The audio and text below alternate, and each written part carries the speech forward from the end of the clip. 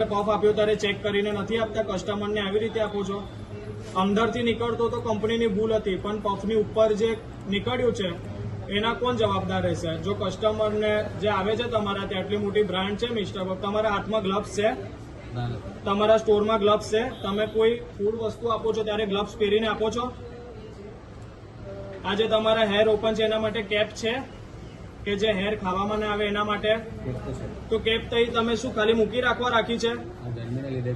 ગરમીના લીધે. અને જો તમે આ જે પફ આપ્યો તો એ ચેક કરીને નતો આપ્યો કે જે એમાં કોકરોચ ઉપરથી છે તે તમને દેખાયો નહીં? પફ જયારે તમે ગરમ કરતા હતા ત્યારે તમને દેખાયું નહીં? સર હું તમને પૂછી રહ્યો છું. સર અમારી ભૂલ છે. તમારી ભૂલ છે, પણ કોઈ કસ્ટમરને કઈ થઈ જતું તો એની જવાબદાર કોણ રહેતું? તમારા ભૂલના લીધે કસ્ટમરને કઈ થઈ જતું તો એનું જવાબદાર કોણ રહેતું? તમે જવાબદારી લેવા તૈયાર છો?